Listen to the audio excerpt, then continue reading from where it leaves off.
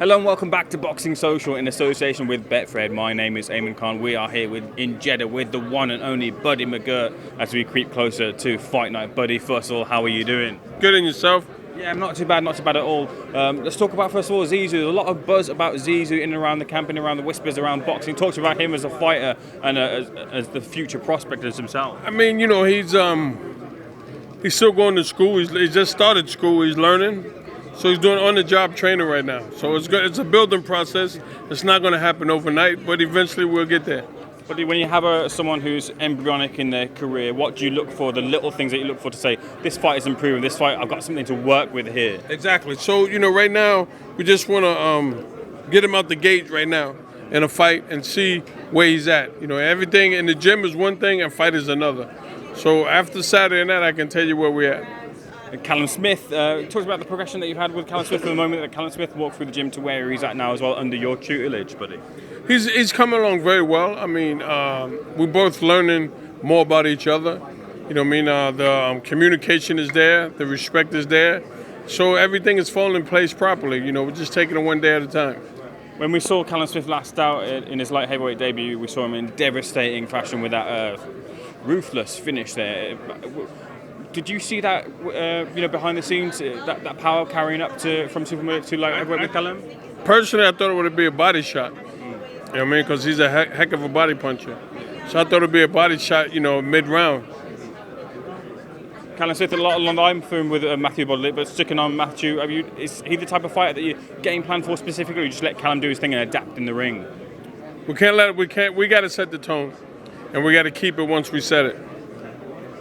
And then there's a lot on the line, of course, with the win. If Callum does get the win at the weekend, with Baturbia in the offering, a very interesting and fascinating fight for boxing fans when they think of Callum Smith and Artur Baturbia. Well, right now, I'm not even thinking about that. I'm thinking about Saturday. My mind's on Saturday.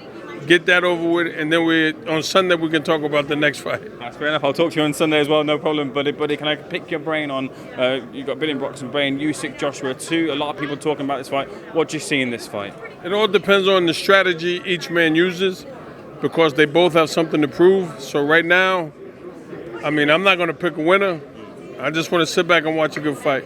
But a lot of people over in the UK, we can be ruthless sometimes, and sometimes we write off fighters, and a lot of people are writing off Usyk-Joshua, which I think is sometimes unfair. Do you see that a lot happening with boxers when they have that loss and they get written off sometimes? It happens in boxing all the time. Today, unfortunately, the sad part about boxing today is if a guy has a loss, everyone writes him off, and it's like, hey, sometimes the loss makes guys better fighters.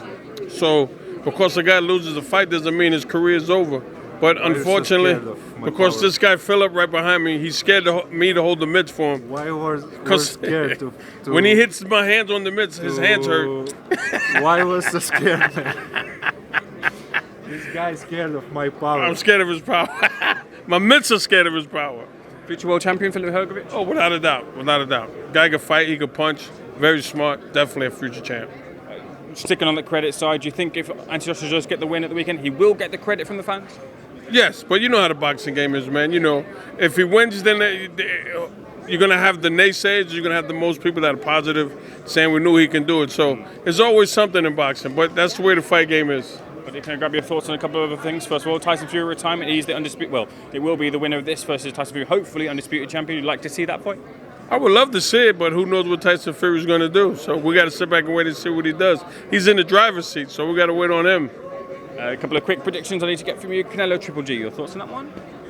Not really. I mean, we saw them twice. Now we move on. Ryan Garcia, Tank Davis, if that fight does happen? I don't think it's going to happen, but if it does, Tank Davis, I believe. 3-4 rounds to get him out of there. And Spence Crawford, if that fight does happen? That's the fight that boxing needs and real boxing people want to see. I, for one, want to see it. That's the fight that I'm going to go to.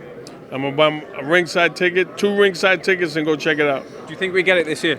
I hope we do. We need it. We need it bad.